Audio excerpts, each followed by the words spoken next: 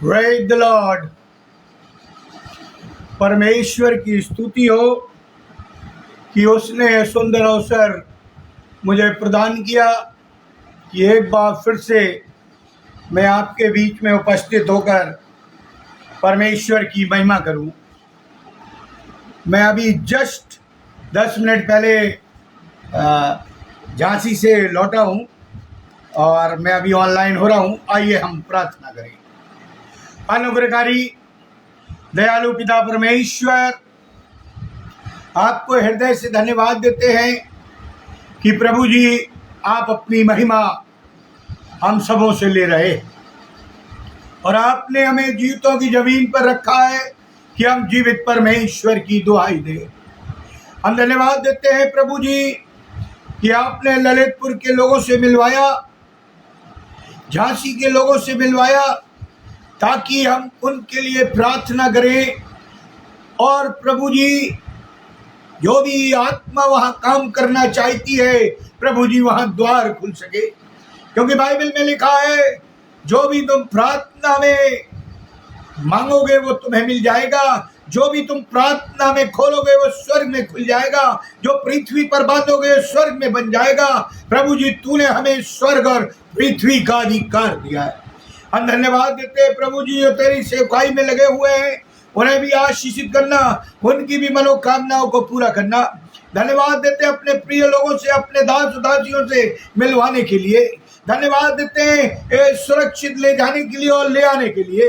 ओ प्रभु जी जब थुआतीरा की कलीसिया के बारे में जो तूने संदेश दिया है, आज तेरी आत्मा की अगुवाई में सीखते हैं। अपने वेदी के अंगारों से मेरे होठों को छू प्रभु जी, ताकि जो भी शब्द निकले वो मेरा नहीं तेरी आत्मा की अगुवाई में हो। वो हृदयों को भेदता हुआ, चीरता हुआ प्रभु जी लोगों के दिलो दिमाग में घुस जाए और वो तेरा भय माने, तुझसे प्यार करे, तेरी महिमा करे, तेरी आराधना करे, तेरे चरणों पर आए और तुझे उद्धारकर्ता के रूप में ग्रहण करे। आज की आराधना के संचालक आप हो भाई अनुपम डेविड के लिए और हमारे परिवार के लिए जो तेरी सेवा में ऑनलाइन लगे हैं, प्रभु जी आशीषित करना और जितने भी जुड़ते हैं उन्हें बुद्धि ज्ञान समझ शक्ति देना, ताकि वो तेरी गूढ़ बातों को प्रभु जी समझ सके और उस पर चलने की चेष्टा कर सके। प्रभु यीशु ख्रीस्त के द्वारा आमीन। आज का विषय आपको कैप्शन में मिल गया होगा, थुआतीरा की कलीसिया को प्रभु यीशु का संदेश। थुआतीरा की कलीसिया आप निकाल लीजिए प्रकाशित वाक्य उसका 2 अध्याय और उसके 18 पद से अंत तक मैं पढ़ना चाहूंगा। लिखा है, थुआतीरा की कलीसिया के दूत को यह लिख, परमेश्वर का पुत्र, उसकी आंखें आग के ज्वाला के समान और उसके पांव उत्तम पीतल के समान है। वो ये कहता है कि मैं तेरे कामों, तेरे प्रेम और विश्वास और सेवा और धीरज को जानता हूं, और ये भी कि तेरे पिछले काम पहलों से बढ़कर है। पर मुझे तेरे विरुद्ध ये कहना कि तू उस स्त्री जबेल को रहने देता है जो अपने आप को भविष्यवक्तनी या भविष्यवक्तिन कहती है और मेरे दासों को व्यभिचार करने और मूर्तियों के आगे चढ़ाई गई वस्तुएं खाना सिखाकर भरमाती। मैंने उसको मन फिराने के लिए अवसर दिया, पर वो अपने व्यभिचार से मन फिराना नहीं चाहती।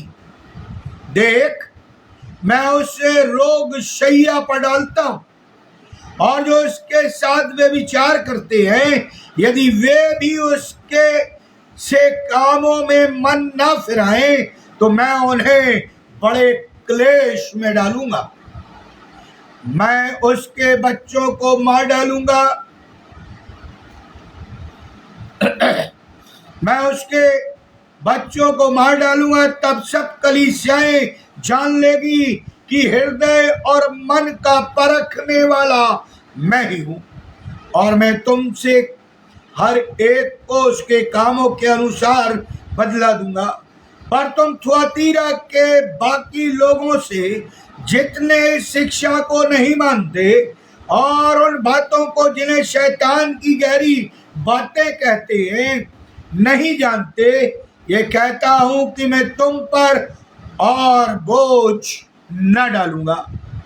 पर हाँ, जो तुम्हारे पास है उसको मेरे आने तक थामे रहो।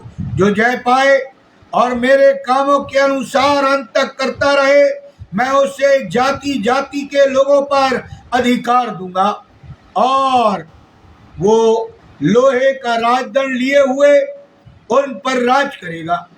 जिस प्रकार कुम्हार के मिट्टी के बर्तन चकनाचूर हो जाते हैं, मैंने भी ऐसा ही अधिकार अपने पिता से पाया है, और मैं उसे भोर का तारा दूंगा। जिसके कान हो वो सुन ले कि आत्मा कलीसियाओं से क्या कहता है। परमेश्वर अपने वचन के पढ़े और सुने जाने पर आशीष दे। आज का संदेश है थुआतीरा की कलीसिया को प्रभु यीशु मसीह का स्पष्ट संदेश। पहले हम परिचय जान लेते हैं। थुआतीरा नगर सिकंदर महान के एक सेनापति सेल्यूकस द्वारा ईसा पूर्व 3री शताब्दी में किया गया। यानी इस नगर की स्थापना सिकंदर महान, अलेक्जेंडर ग्रेट के एक सेनापति सेल्यूकस द्वारा ईसा पूर्व 3री शताब्दी में किया गया। ये नगर सागर तट से यानी एजियन सी से 64 किलोमीटर भीतर था, या ऐसा कहूं कि रोमी साम्राज्य के अंतर्गत थुआतीरा शहर पेरगमुन से 40 मील दक्षिण पूर्व में स्थित था। मैं था बोल रहा हूं, यह एक बहुत सामान्य सा कस्बा था, सामान्य सा। जिन 7 कलीसियाओं को पत्र लिखे गए यूहन्ना के द्वारा, जो प्रभु यीशु मसीह में दर्शन पाता है, और प्रभु यीशु मसीह कहता लिख, कलीसियाओं को लिख, उन सबों में सबसे छोटा स्थान यानी जगह थुआतीरा ही था। थुआतीरा का आधुनिक नाम यदि आप गूगल में जाएं, अखिरस या आखिरस है, जो कॉन्स्टेंटिनोपल से 250 किलोमीटर की दूरी पर और एथेन से लगभग 400 किलोमीटर दूरी पर स्थित था। ये आज तुर्किस्तान में जो अखीरस के नाम से जाना जाता है, आज इस शहर की जनसंख्या लगभग 1,52,000 है। मैं जनसंख्या इसलिए बता रहा हूं कि जहां जहां आप हैं, संसार के जिस कोने में है, आप अपनी जगह की जनसंख्या जानिए, ताकि परमेश्वर कैसे काम करता है ये मैं आगे आपको बताना चाहता हूं। ये नगर कभी भी राजनीतिक या प्रशासनिक रीति से महत्वपूर्ण नहीं हुआ, परंतु ये एक महत्वपूर्ण व्यावसायिक केंद्र था, बिजनेस सेंटर था। इस नगर में कुछ विशेष कार्य होते थे। थुआतीरा में यदि आप इतिहास पढ़े तो कपड़े बनाने और उन्हें रंगने का कार्य होता था, यानी कपड़े में रंग रोगन चढ़ाया जाता था। इसलिए भी ये प्रसिद्ध था क्योंकि यहाँ मिट्टी, पीतल और तांबे के बर्तन बनाए जाते थे। मिट्टी, पीतल और तांबे के बर्तन बनाए जाते थे। यहाँ का तैयार किया गया बैंगनी रंग अत्यधिक प्रसिद्ध था और प्रसिद्ध हुआ, और बाद में से टर्की रेड का नाम दिया गया। आप इतिहास पढ़ ले, आपको मालूम हो जाएगा कि टर्की रेड क्या है। पहले यहाँ बैंगनी कलर का कपड़े पर इस्तेमाल किया गया।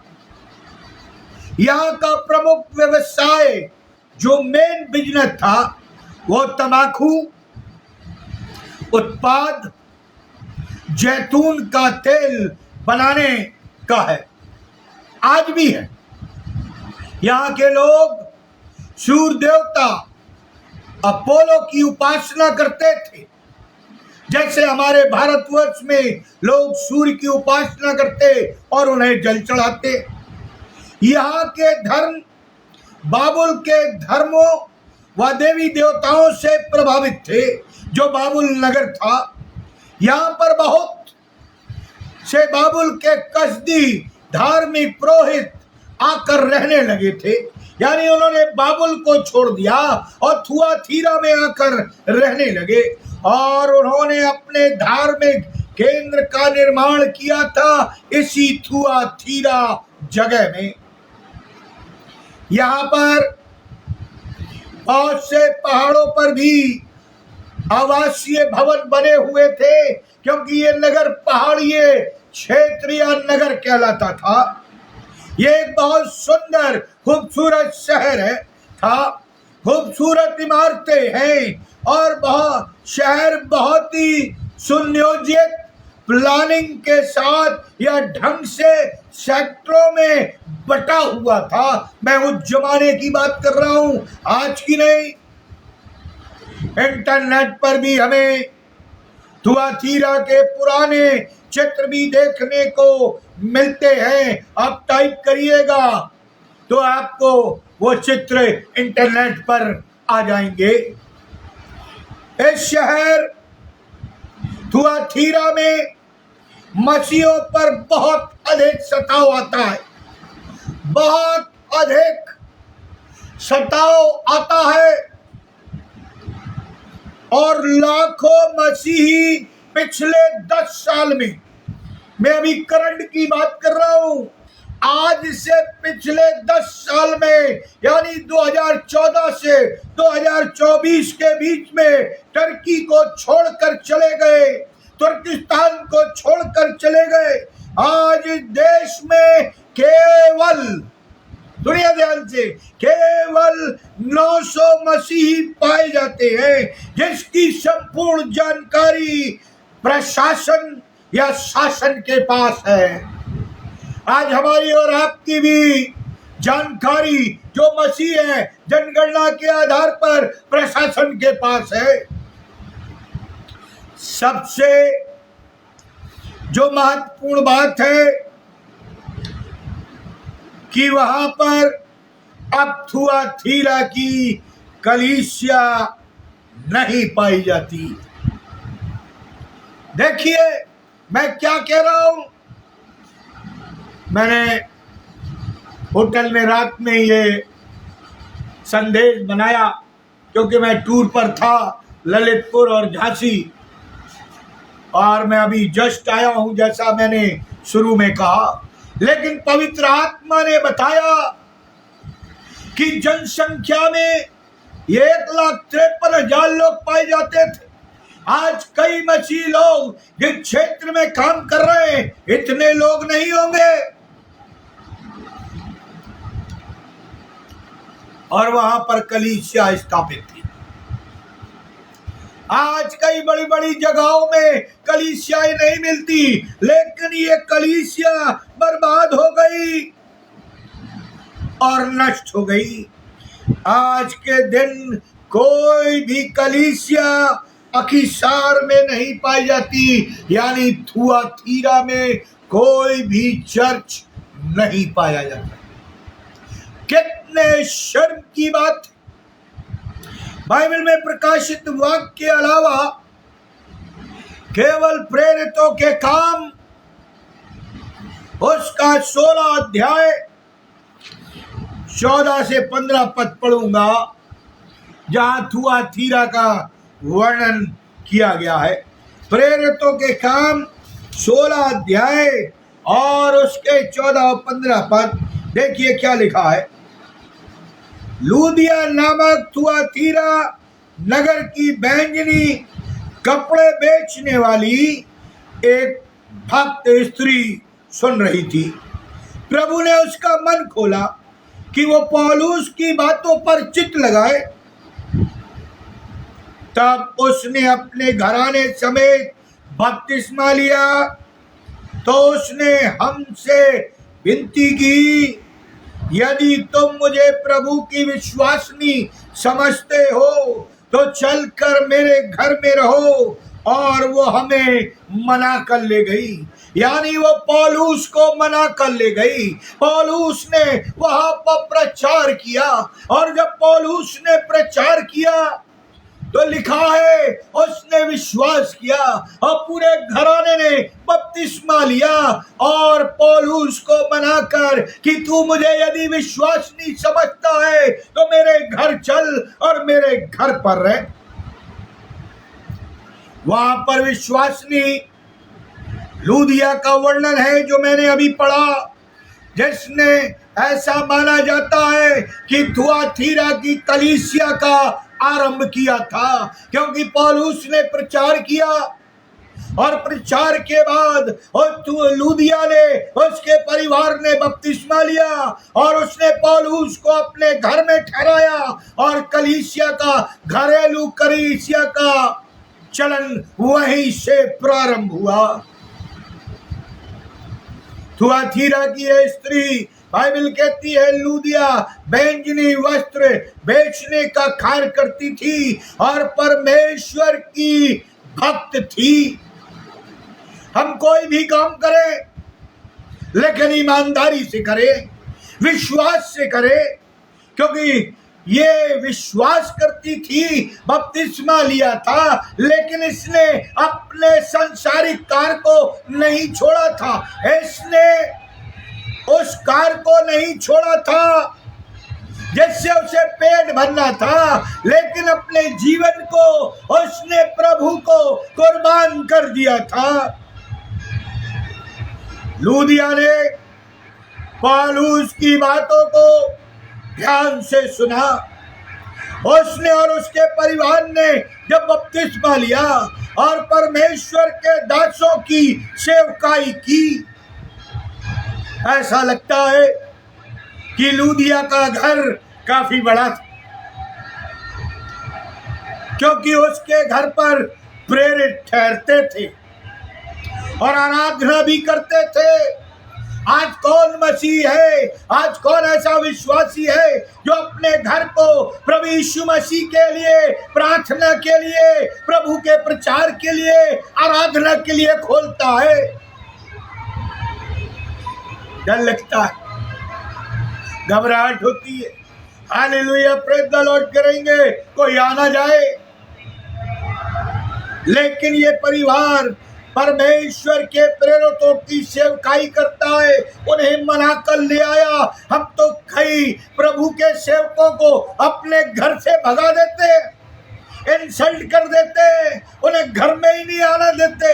अरे पासवान साहब, अरे आप प्रभु के सेवक हैं, आप प्रचार करिए, हमारा तो टीवी सीरियल आ रहा है, हमें पिक्चर देखने जाना है, हमारे नाना प्रकार के काम हैं, आपको यही समय मिला। हालांकि ये ज्ञात नहीं हुआ कि थुआतीरा नगर में मसीह का सुसमाचार कैसे पहुंचा और वहां कलीसिया कैसे स्थापित हुई लेकिन बाइबल कहती है कि पौलुस ने प्रचार किया, परंतु हम अंदाजा लगा सकते हैं कि लूदिया व उसके परिवार इसमें काफी प्रभावशाली रहा होगा, क्योंकि लूदिया ने पौलुस का प्रचार सुना। यह नहीं मालूम कहाँ किया, कहाँ गई थी वो सुनने, किस जगह पर पौलुस मिला, लेकिन वो उसे बना कर ले आई, मिन्नतें कर ले आई।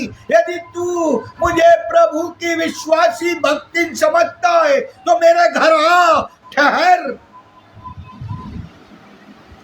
प्रियो, प्रेरितों के काम उसका 9 अध्याय और 10 पद में लिखा है, क्योंकि 2 वर्ष तक ऐसा होता रहा, जिससे कि वे जो एशिया में रहते थे, यहूदी तथा यूनानी, सब ने प्रभु का वचन सुन लिया।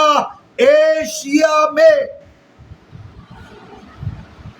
प्रकाशित वाक्य उसका 2 अध्याय यदि आप पढ़ें, उससे पता चलता है कि इसके 40 वर्ष बाद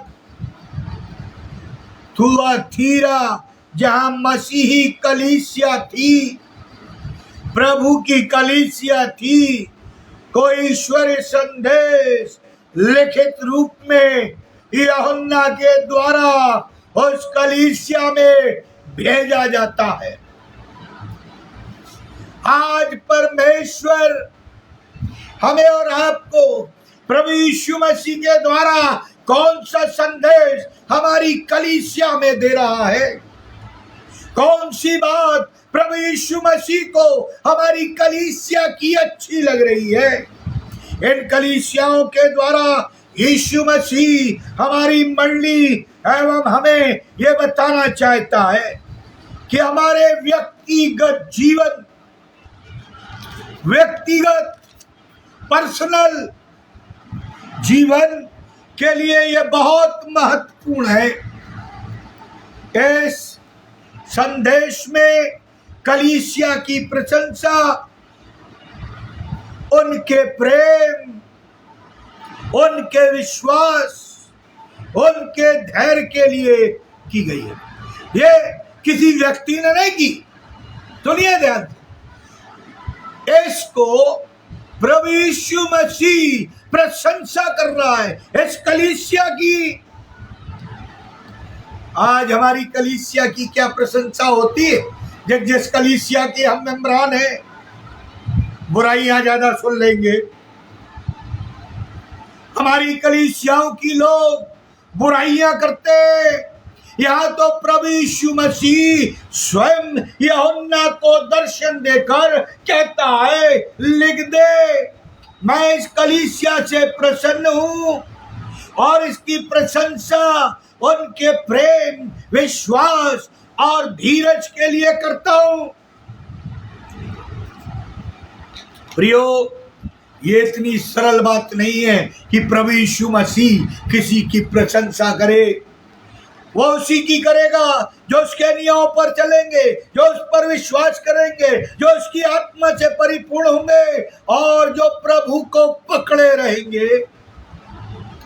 उसकी सेवकाई की भी प्रशंसा की गई थुआतीरा की कलीसिया की, कि वो गत समय से बेहतर है, यानी वो जैसे पहले विश्वास में थी थुआतीरा की कलीसिया, अब उसका विश्वास मजबूत हो गया है, प्रेम मजबूत हो गया है, धैर्य मजबूत हो गया है, वो पहले से प्रोग्रेस में है।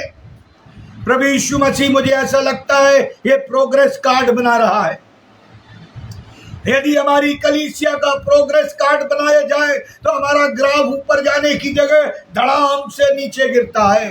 ना हो तो अपनी कलीसिया को देख लीजिए, कई पासवानों में हिम्मत नहीं है कि वो पाप को पाप कह दे या पाप का प्रचार कर दे। कई लीडरों में, कई अभिषिक्तों में ये हिम्मत और साहस नहीं है कि वो बताए और चिता दे।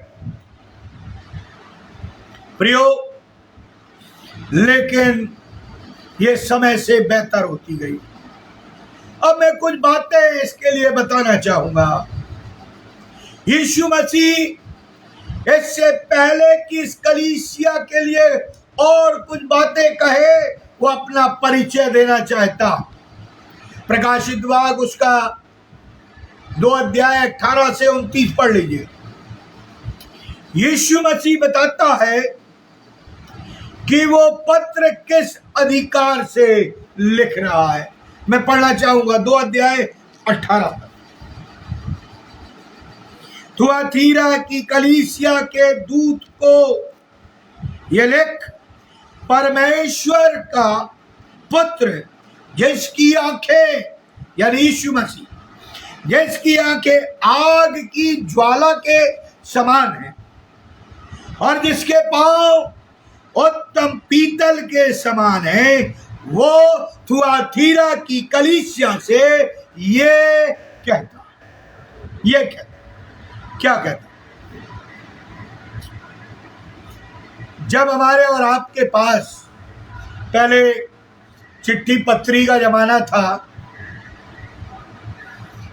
उसके बाद टेलीग्राम का आया, उसके बाद ये सारी चीजें धीरे धीरे जाती रही। फिर पेजर में मैसेज आने लगे, मोबाइल में SMS आने लगे। अब नाना प्रकार की चीजें, ईमेल और नाना प्रकार के नेटवर्किंग चालू हो गई। लेकिन पहले सदी में लोग पत्र लिखते थे और उसमें ये बात प्रमुख होती है जो यीशु मसीह लिखवाना चाहता है कि उस पत्र को लिखने वाला कौन है, ये बता रहा। जब हमारे पास शासन की तरफ से कोई पत्र आता है तो हम उसको प्राथमिकता देते हैं, अहमियत देते हैं। कोर्ट से कोई पत्र आता है तो हम उसको अहमियत देते हैं। यदि हमारे पास किसी प्रेमी का या किसी विशेष व्यक्ति का जिससे हम लगाव रखते हैं, प्रेम करते हैं, पत्र आता है तो हम उसे सबसे पहले खोलते हैं। और जो बातें पुत्र कहता है, प्रभु यीशु कहता है, वो परमेश्वर की ओर से है, उसमें परमेश्वर का वचन है। ये साधारण आंखों वाला यीशु नहीं।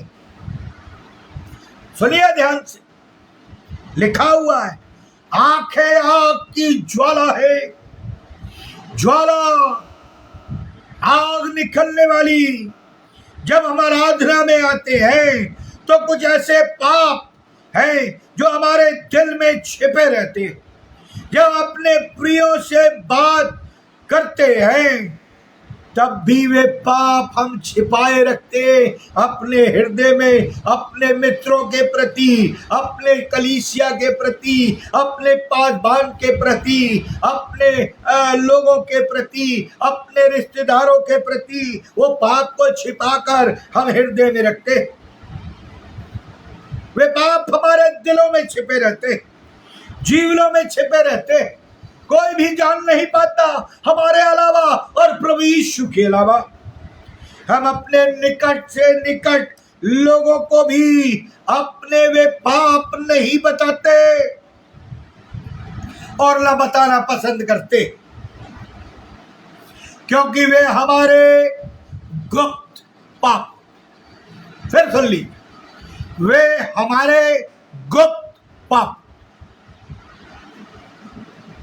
अतीत के पाप होते हैं जो हम दूसरों के सामने अपने पाप लाना नहीं चाहते।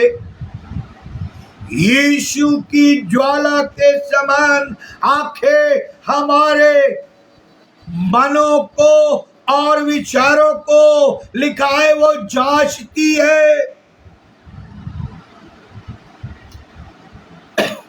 कभी कभी आपके जीवन में भी ऐसी घटनाएं घटी हैं कि आपके बोलने से पहले सामने वाला बोल देता है और आप सोचते तुम्हें किसी ने बताया, किसी ने कहा, ये कैसे हो गया।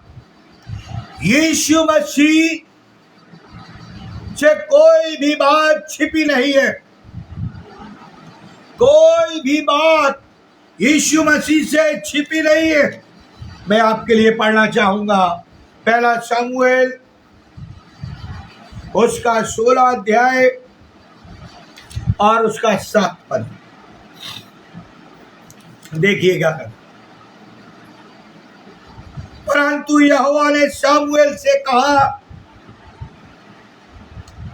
ना तो उसके रूप का दृष्टि कर, ना उसके कद की ऊंचाई पर, क्योंकि मैंने उसे अयोग्य जाना है। क्योंकि यहोवा का देखना मनुष्य का सा नहीं, मनुष्य तो बाहर का रूप देखता है, परंतु यहोवा की दृष्टि मन पर रहती है। आज हमें कोई जाने या न जाने, लेकिन यदि परमेश्वर ने हमें योग्य ठहरा दिया तो वो हमारे मनों और दिलों को जानता है, और यदि अयोग्य ठहरा दिया तब भी उसने हमारे मनों और दिलों को जांचा है, क्योंकि उसकी आंखें ज्वाला की सी। प्रियो, परमेश्वर यहोवा मन को देखने वाला, मन को परखने वाला और मन को बदलने वाला परमेश्वर है। हमारे परमेश्वर के लिए ये कोई मायने नहीं रखता कि हमारे पास कितना पैसा है, कितनी डिग्री है, कितनी धन दौलत है, कितने मकान हैं, कितने दुकान हैं, कितना वैभव है, कितने पदों पर हम आसीन हैं, हम कैसे दिखते हैं, हमारी शक्ल कैसी है। परमेश्वर यहोवा तो हमारे मनों को देखता और जांचता है, और हम मनुष्य केवल एक बार बात करने में पूरा निचोड़ निकाल लेते हैं और निर्णय देना शुरू कर देते हैं।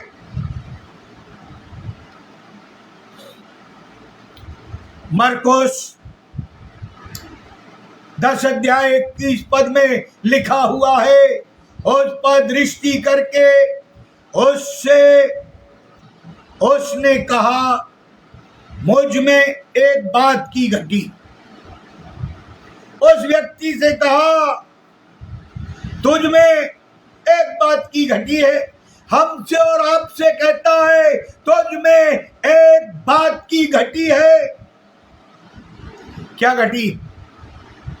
जो कुछ तेरे पास है जा कंगालों में बांट दे और मेरे पीछे हो। क्या औकात है किसी भी ईसाई की कि वो अपनी प्रॉपर्टी दे दे किसी को, सब कुछ छोड़ के प्रभु यीशु मसीह के पीछे आ जाए? हमें धन दौलत बहुत प्यारा, हमारे लोग प्यारे, हमें अपना पद प्यारा है, हमें अपना पैसा प्यारा है, हमें अपनी शान और शौकत प्यारी है। प्रियो, वो कहता है तुझ में एक बात की घटी है। जब झोले के मारे को कुछ लोग लेकर आते हैं, यीशु कहते हैं, जब उन्होंने छत को खोला, लटका दिया, जा तेरे पाप क्षमा हुए। लिखा है कि जो लोग वहां बैठे हुए थे, प्रभु यीशु ने उनके मन की बातें जान ली। यीशु को बताने की कोई जरूरत नहीं है, वो हमारे मनों में, हमारे मनों को जानता है। आपको एक नई चीज और अच्छी चीज बता देता हूं, परमेश्वर ने शैतान को सारे अधिकार दिए, लेकिन जो हम मन में और हृदय में सोचते वो शैतान जान नहीं सकता। परमेश्वर के अलावा, यीशु के अलावा परमेश्वर ने अधिकार नहीं दिया है। मूसा क्या सोचता था शैतान को नहीं मालूम था, आज मसीह क्या सोचता है शैतान को नहीं मालूम है। केवल जब मसीह दुआ करता है, वचन पढ़ता है, घुटनों पर जाता है, विश्वास करता है, यीशु के लहू में शुद्ध पवित्र होता है, तब शैतान विरोध करता है। कितने लोगों ने मनों में प्रार्थना की? वो तो मनों का जांचने वाला है, परखने वाला है, समझने वाला है, देखने वाला है। ज्वाला सी आंखें हैं। प्रियो फरीसियों,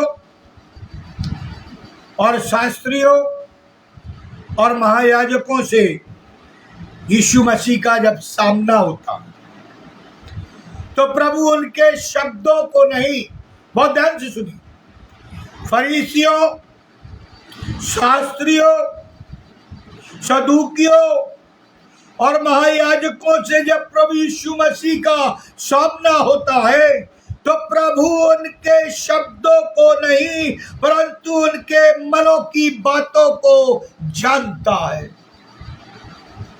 आज यीशु मसीह हमारे और आपके मनों की बातों को जानता है।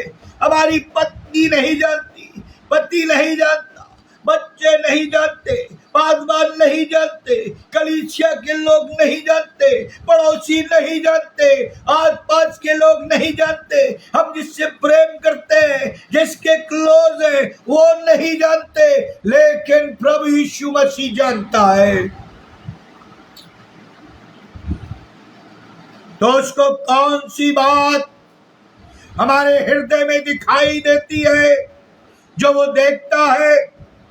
क्या जलन दिखाई देता है, या घृणा दिखाई देती है, या कटुता दिखाई देती है, या दोहरापन या दुचित्तापन दिखाई देता है, या प्रेम न करना दिखाई देता है, क्षमा न करना दिखाई देता है, या परमेश्वर का प्रेम हमारे और आपके हृदय में दिखाई देता है? चलिए मैं एक प्रश्न पूछता हूं जो बहुत ही प्रैक्टिकल है। क्या आपने अपने हृदय को जांचा? क्या आप अपने आप को पहचानते हैं? कभी समय मिला तो मैं इस पर भी एक संदेश दूंगा। क्या आप अपने आप को पहचानते हैं? यदि पहचानते हैं तो अपने हृदय को जानते होंगे, और यदि नहीं तो प्रियो मैं एक बात कह दूं, जब आपको आपका ही ज्ञान नहीं है तो आप प्रभु के चेले नहीं हैं, प्रभु के चेले नहीं हैं। जब आप अपने आप को नहीं पहचानते तो सुसमाचार का प्रचार क्या खाक करेंगे?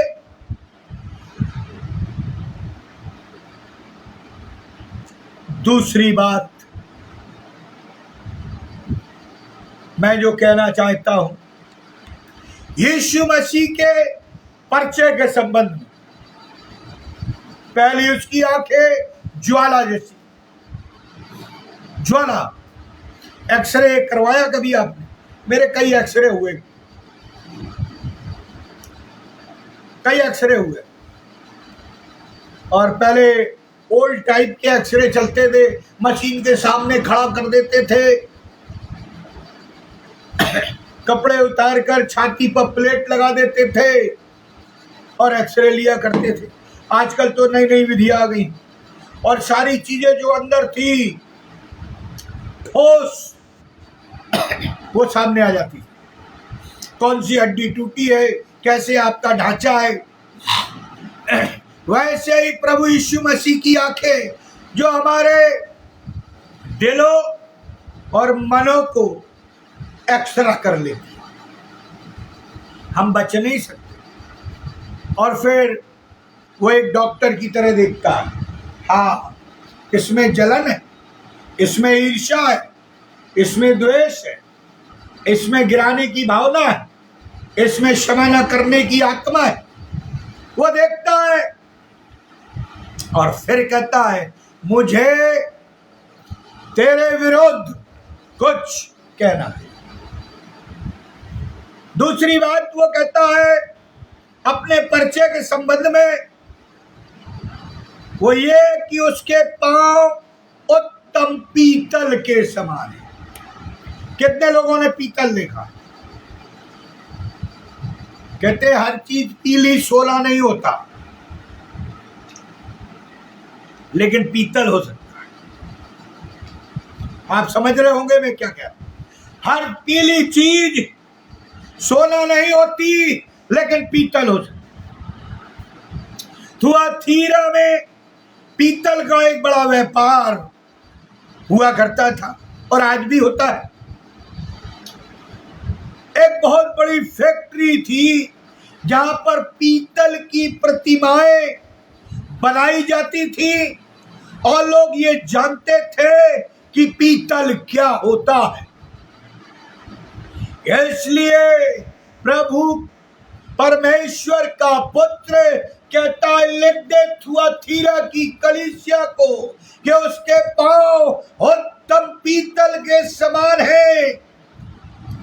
बाइबल के ओल्ड टेस्टमेंट में देखे तो पाएंगे पीतल परमेश्वर के न्याय का प्रतीक है।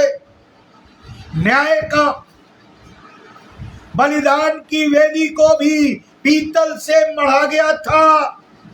निकाल लीजिए, मैं आपको निर्गमन की पुस्तक उसका 27 अध्याय निकालिए मेरे साथ।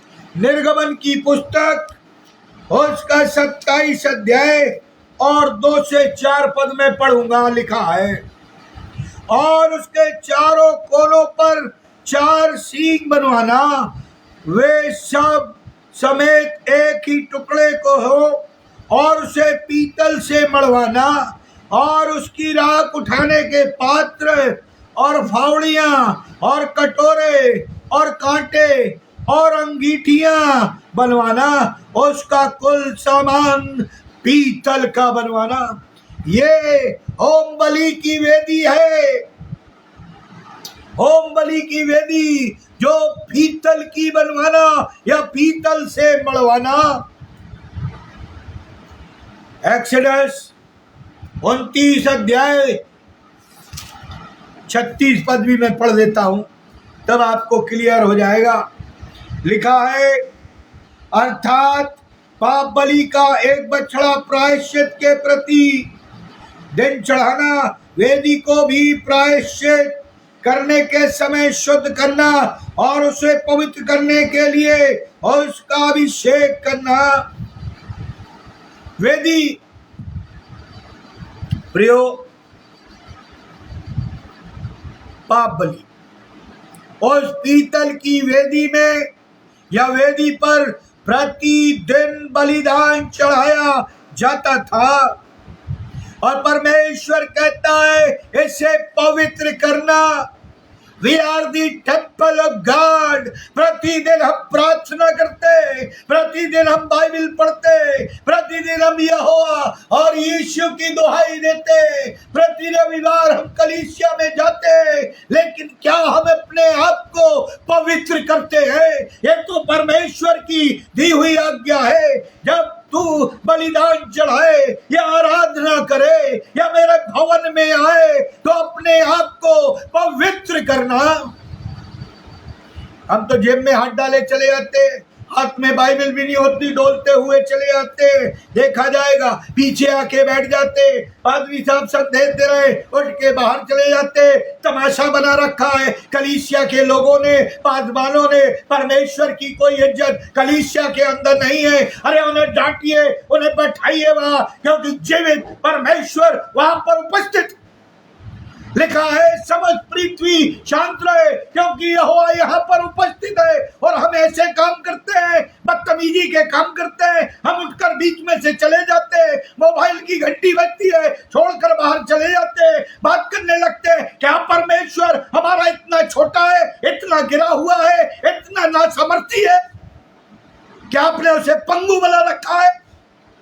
शर्म आनी चाहिए हम और आपको जो चर्च में ऐसा काम करते हैं। प्रियो, माफ करिएगा यदि किसी को बुरा लगता है, लेकिन ये सच है। हमने अपने परमेश्वर को नौकर बना रखा है। नौकर, ये कर दे, वो कर दे, ये कर दे। अरे परमेश्वर ने और उसके पुत्र ने हमें आज्ञा दी है, उसे हमें करना है, चाहे हंस के करे या रोकर करे। गिनती की पुस्तक उसका 21 अध्याय उसका 9 पद पढ़ता हूं। सो मूसा ने पीतल का एक सांप बनाकर खंबे पर लटकाया। पीतल का सांप, क्योंकि इस नगर में पीतल का काम होता था। आगे बताऊंगा प्रभु यीशु मसीह क्यों पीतल की बात कर रहा है। सो मूसा ने पीतल का एक सांप बनाकर खंबे पर लटकाया। तब सांप के डसे हुओं में से जिसने उस पीतल के सांप की ओर देखा वो जीवित बच गया। यीशु मसीह न सिर्फ हमारे हृदयों को देखने वाला है, परंतु जो सबसे गंभीर बात है वो हमारे और आपका न्याय करने वाला न्यायी परमेश्वर है। ये हम भूल जाते, हमें उसका अनुग्रह याद रहता है, हमें उसकी क्षमा याद रहती है, हमें उसकी करुणा याद रहती है, हमें उसकी दया याद रहती है, लेकिन हम मसीह भूल जाते हैं कि वो न्यायी परमेश्वर है। वो एक दिन हमारा और आपका न्याय करेगा, फिर हम कहाँ खड़े रहेंगे ये हम और आप जानते हैं। एक दिन आएगा जब वो न्याय के सिंहासन पर विराजमान होगा और हमारे अनंत का निर्णय करेगा। लिखा है भेड़ों को अलग करेगा, बकरियों को अलग करेगा। दूसरा थिस्सलुनीकियों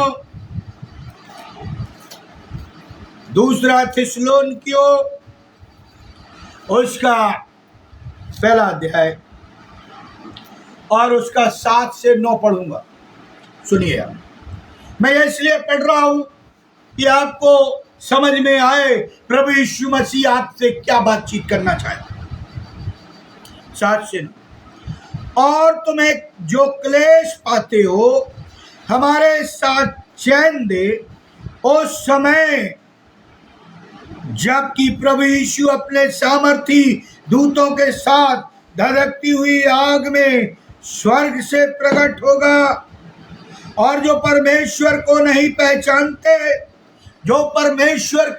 पहचानते और हमारे प्रभु यीशु मसीह के सुसमाचार को नहीं मानते, ये मसीहों के लिए भी है और गैर मसीहों के लिए भी है, नहीं मानते उनसे पलटा लेगा। वे प्रभु के सामने से और उसकी शक्ति के तेज से दूर होकर अनंत विनाश का दंड पाएंगे। क्या आज हम और आप, हमारी कलीसियाएं, हमारे परिवार के सदस्य, हमारी समाज प्रभु यीशु मसीह के सुसमाचार को मानती है, उस पर विश्वास करती है, उस पर दृढ़ विश्वास रखती है, उसकी आज्ञाओं का पालन कर रही है? मैंने अभी कई लोगों से बात की, लोग कह रहे पादरी साहब समय खराब चल रहा है इसलिए हम सुसमाचार नहीं नहीं दे सकते, बहुत खराब समय। मैं आपसे पूछना चाहता हूं, जो ऐसी बातें करते लोगों को डिस्करेज करते, मैं आपसे पूछ रहा हूं, क्या उस समय से ज्यादा भयंकर आज का समय है? पहली सदी की कलीसिया सताई गई, एक भी प्रभु का चेला अपनी प्राकृतिक मौत नहीं मरा। क्या उससे भी भयानक समय है? मैं आपसे पूछना चाहता हूं, बाइबल में तो लिखा है प्राण देने तक विश्वास योग्य रहे, और हम इतने डरपोक हैं, प्राण देने की जगह क्या हम तो सुसमाचार ही नहीं देना चाहते। प्रभु के लिए हम कष्ट नहीं उठाना चाहते, कहते बहुत कुछ है, हम बहुत बड़े विश्वासी है, हम बहुत बड़े प्रचारक है। कष्ट उठाइए कष्ट। मत्ती रचित सुसमाचार उसका 25 अध्याय निकाल लीजिए, 31 से 32 पद पढ़ूंगा। जब मनुष्य का पुत्र अपनी महिमा में आएगा और तब स्वर्गदूत के साथ आएंगे तो वो अपनी महिमा के सिंहासन पर विराजमान होगा और सब जातियां उसके सामने इकट्ठा की जाएंगी। सब जातियां, और जैसे चरवाहा भेड़ों को बकरियों से अलग कर देता है वैसे ही वो उन्हें एक दूसरे को अलग करेगा। सुन लीजिए ध्यान से, पढ़िए बाइबल ध्यान से। मन लगा कर पढ़िए, आत्मा में पढ़िए, रोते हुए पढ़िए। पवित्र आत्मा आपको समझ दे कि आप उसे समझ सके। प्रियो, यीशु मसीह हमारे हृदय को जांचता है और न्याय करने वाला परमेश्वर का पुत्र है। इस संदेश में मंडली की प्रशंसा कर रहा है, उसके प्रेम को भी बता रहा है, उसके विश्वास को भी बता रहा है, उसके धैर्य के लिए बड़ाई कर रहा है, इस मंडली की सेवकाई की भी प्रशंसा कर रहा है। वो गत समय में उससे बेहतर हो। आज हम अपनी कलीसियाओं को देखें, वो पहले कैसे आत्मिकता में थी, अब संसारिकता ने उसे जकड़ लिया है। ये कड़वा सच है।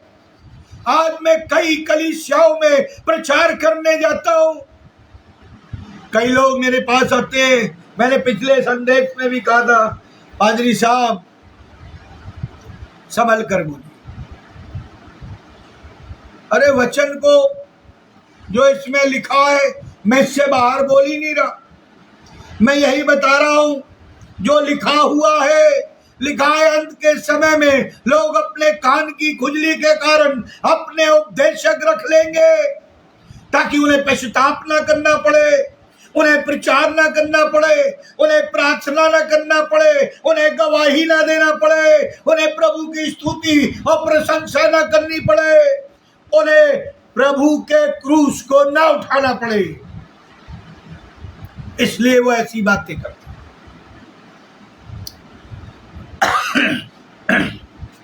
इसलिए वो ऐसी बातें करते। अगर प्रियो, मुझे कभी कभी बहुत दुख होता है जब पासवान लोग ऐसा करते, या जो सेवकाई में है या अन्य संस्थाओं से जुड़े हुए हैं, जब वो ऐसी बात करते हैं बड़ा दुख होता है, दिल रोता है। आज यदि आप अपने लोगों से, अपनी समाज से, अपनी कलीसिया से, अपने प्रभु से प्रेम करते हैं और उनके विरोध में कुछ कहा जाए तो आपको कष्ट होना चाहिए, लेकिन आप उदासीन हो गए हैं। इसका मतलब है आपके सोचने की शक्ति खत्म। आप किसी काम के लिए, मसीह के लिए जो ऐसा व्यक्ति है जो अपने प्रभु की सेवकाई कर रहा है और उसमें डर है और वो प्रभु के लिए कोई चीज करना नहीं चाहता, चाहे वो कलीसिया हो, परिवार हो, लीडर हो, यदि वो सुसमाचार नहीं सुनाता, यदि गवाही नहीं देता, यदि प्रार्थना नहीं करता, तो प्रभु को आपकी आवश्यकता नहीं है। आप घर में बैठिए घर में, कोई दिक्कत की बात नहीं है।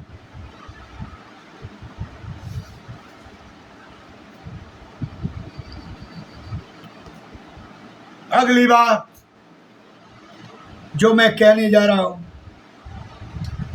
वो और कड़वी है, वो और कड़वी। किसी विद्वान ने कहा है, जितनी कड़वी दवाई होगी उतने ही ज्यादा असर करेगी। और वैसे ही आत्मिकता के साथ है, वैसे ही आत्मिक बातों के साथ। यीशु मसीह, जो तीसरी बात मैं बता रहा हूं, यीशु मसीह इस कलीसिया की प्रशंसा तो करता है और कहता है कि तू कार करने वाली कलीसिया है। आजकल तो कलीसिया कार नहीं कर रही, क्लब चला रही है। क्लब मेंबरशिप दो, सदस्यता दो, तुम्हारा कोई मर जाएगा तो हम गाड़ देंगे, शादी ब्याह होगा पुकार लगा देंगे, शादी पढ़ देंगे, बच्चों की नौकरी लगाना होगी सर्टिफिकेट बना के दे देंगे। अगर आप मेंबरशिप नहीं लोगे तो हम गाड़ेंगे भी नहीं, शादी भी नहीं देंगे। लेकिन अब वो चीजें खत्म हो गई। सुनिए आप, कड़वा सच सुनिए, वो खत्म हो गई। गवर्नमेंट ने नियम लागू कर दिया, चाहे वो आपका सदस्य हो या ना हो, यदि वो मर गया है और जो भी कलीसिया पास में है उसका उत्तरदायित्व है कि वो उसको मिट्टी दे। कोई भी कलीसिया मिट्टी को रोक नहीं सकती, ना उसकी औकात। यीशु मसीह ने भी कहा, बाइबल में लिखा है मिट्टी का आदर करो। ये अब सुप्रीम कोर्ट के ऑर्डर है, नहीं रोक सकती। और यदि कलीसिया के पास धन नहीं है तो आप कलेक्टर के पास जाइए, ट्रेजरी से ले लीजिए, लेकिन मिट्टी देना पड़ेगा, मना नहीं। शादी के लिए भी बताता हुआ, कोई भी पादरी, कोई भी लोग शादी के लिए भी मना नहीं कर सकते यदि उनके पास लाइसेंस है, नहीं कर सकते। लेकिन हमने पैसे का धंधा बना रखा। हमारे यहाँ एक पादरी साहब थे, फीस पर अड़ गए, बोले हम इतना ही लेंगे, इससे कम नहीं लेंगे, नहीं तो पढ़ेंगे नहीं या सर्टिफिकेट नहीं देंगे। हमारा पंगा हो गया। हमने कहा आप छोड़ दीजिए, हम फ्री पढ़ देंगे। अरे कलीसिया एक दूसरे की सहायता के लिए, आप परमेश्वर पर, त्रिएक ईश्वर पर, प्रभु यीशु मसीह पर विश्वास करिए। वो आपकी संसारिक और शारीरिक आवश्यकताओं को मांगने से पहले जानता है, पूरा करेगा। विश्वास करिए। विश्वास की कमी है, इसलिए हम ऐसा करते हैं। हम दुनिया के पीछे भाग रहे हैं, हम पैसे के पीछे भाग रहे हैं, हम पद के पीछे भाग रहे हैं। क्यों भाई? इतना ही प्रभु के पीछे भाग लेंगे तो पवित्र आत्मा के दान और वरदान आपको मिल जाएंगे और आप बड़े बड़े काम प्रभु यीशु मसीह से करने लगेंगे।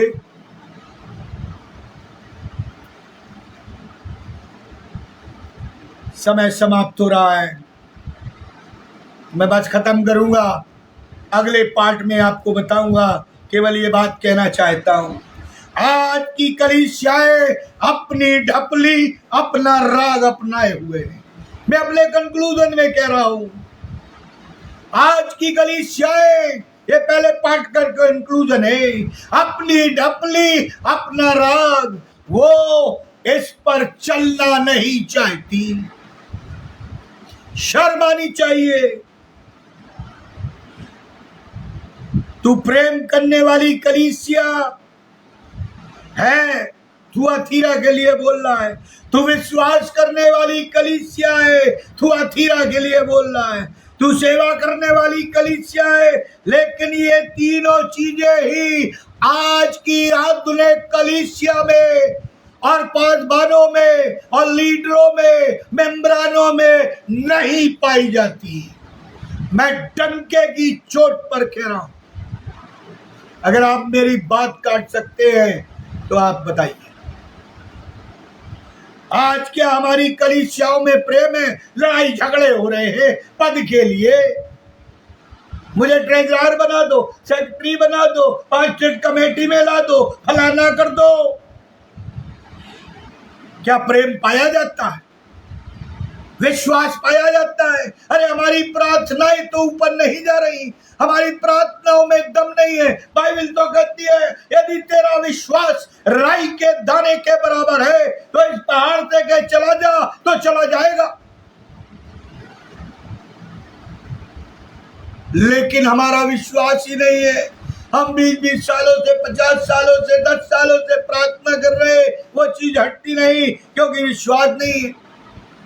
सेवकाई, सेवा, आज कलीसिया में सेवा की भावना नहीं है। बताइए कौन सी कलीसिया अपने लोगों की सहायता कर रही है, पहुनाई कर रही है, गरीबों में जा रही है, बीमारों के पास जा रही है, लोग भटकी हुई आत्माओं को बचाने के लिए सुसमाचार सुनाने जा रही है।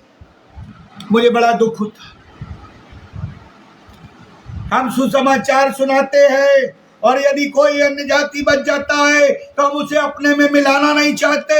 उनकी शादियां हम अपने में करना नहीं चाहते, उनके साथ उठना बैठना नहीं चाहते। तो फिर क्या आपने क्या किया? लिखा है कलीसिया में, बाइबल पढ़ लेना, पहली सदी की कलीसिया में लोग प्रतिदिन मिलाए जाते थे, आज भगाए जाते, आज भगाए जाते। बहुत दुख होता है। अरे हमें मिलाना है, प्रभु में जोड़ना है।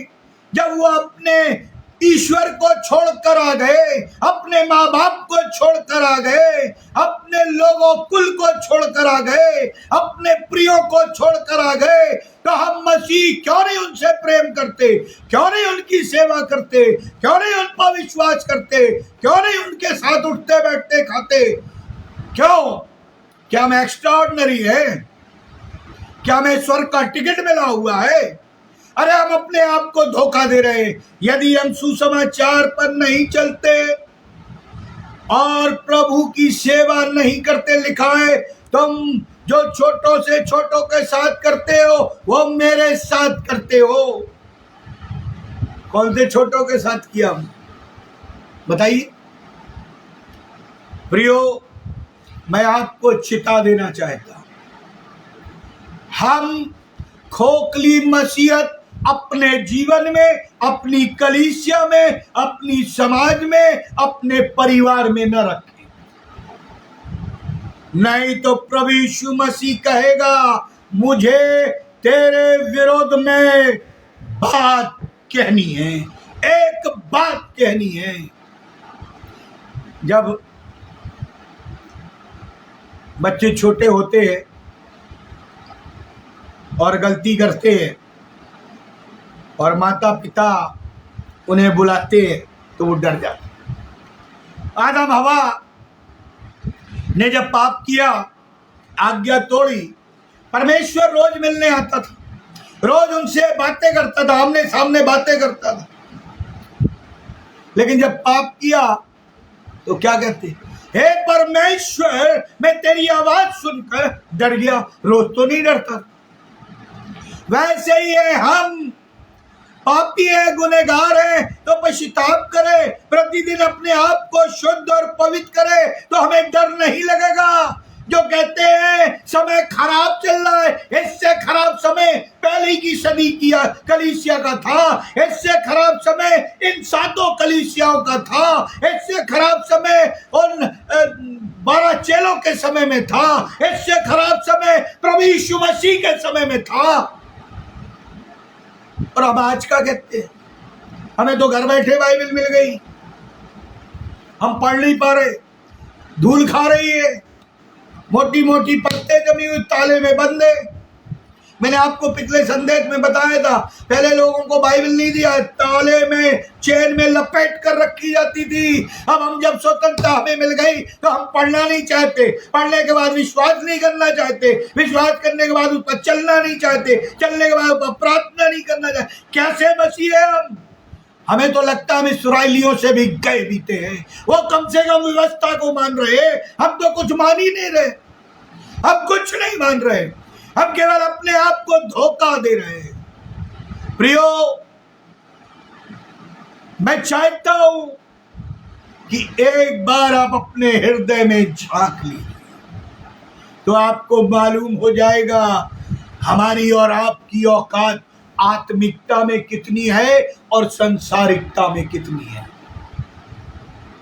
और तब मैं अगले संदेश में बताऊंगा कि ये शब्द सेवा का, जो सेवा शब्द प्रभु यीशु मसीह ने इस्तेमाल किया है, क्यों किया, क्यों किया। परमेश्वर इस वचन पर आशीष दे। आइए हम प्रार्थना करें। अनुग्रहकारी दयालु पिता परमेश्वर, हम पापी है, गुनहगार है, तुच्छ है, निकम्मे है। हम जानते हैं प्रभु जी, हमारे कई पाप हमारे हृदयों में दफन है जो हमारे प्रिय लोग नहीं जानते, हमारे माता पिता, पत्नी, बच्चे और अन्य रिश्तेदार नहीं जानते, कलीसिया पासवान नहीं जानते, जो हमारे हृदय में दफन है। लेकिन तेरी आंखें ज्वाला और एक्सरे के समान है जो हमारे मनों को जांचती है। ओ प्रभु जी, क्षमा कर, दया कर प्रभु, दया कर, दया कर कलीसियाओं पर, आधुनिक कलीसियाओं पर। ओ प्रभु जी, जो बादशाह और लीडर्स हैं, जो तेरी कलीसिया के चरवाहे रखवाले, उन्हें अपनी आत्मा से परिपूर्ण कर, ताकि वो कलीसिया को और संसारिकता में नहीं और रूढ़िवादिता में नहीं, उन त्योहारों को मनाने के लिए नहीं, बल्कि आत्मिकता में चलाए। आत्मिकता में आज कलीसियाएं क्लब की तरह चल रही है, त्योहारों को मना रही है, केवल खाना पूर्ति कर रही है। लेकिन तू चाहता है तेरे लोग तेरा नाम होठों से नहीं, हृदय से ले। प्रभु दया कर, दया कर प्रभु। प्रभु जी विनती प्रार्थना करते, जिन्होंने ये संदेश सुना उनसे बोलो, बातचीत कर। ओ प्रभु जी, जो सुनेंगे उन्हें भी कायल कर, ताकि जो हमारी कलीसियाएं आप पवित्र है। ओ प्रभु जी, तेरे मार्गदर्शन में नहीं चलती, दया कर कि प्रभु जी लोग तेरे चरणों पर आए और तेरी आज्ञा का पालन, ताकि प्रभु जी तेरा क्रोध, तेरा न्याय जो हम पर प्रकट हो तो हम बचा लिए जाए। हमारे कार प्रभु जी भारी पाए जाए, हल्के ना निकले। प्रभु जी दया कर। प्रभु जी हम विनती प्रार्थना करते, सबों को आशीषित कर। प्रभु जी सबों को आशीषित कर। भाई अनुपम डेविड के लिए, हमारे परिवार के लिए प्रभु जी आशीष दे, ताकि हम तेरी आत्मा की अगुवाई में आगे को बढ़े और तेरी महिमा का कारण करे। प्रभु यीशु क्रीस्त के द्वारा आमीन। अब परमेश्वर पिता का प्रेम, प्रभु यीशु मसीह का अनुग्रह और पवित्र आत्मा की सहभागिता हम सब विश्वासियों के साथ जो ऑनलाइन जुड़े हैं या बाद में जुड़ेंगे या इस संदेश को सुनेंगे, जब तक तू दोबारा आने से ठहरता है, जीवन के अंत तक बनी रहे। आमीन। अगला पाठ सुनना ना भूलिएगा, वो विशेष है। परमेश्वर आप सबों को आशीष दे। जय।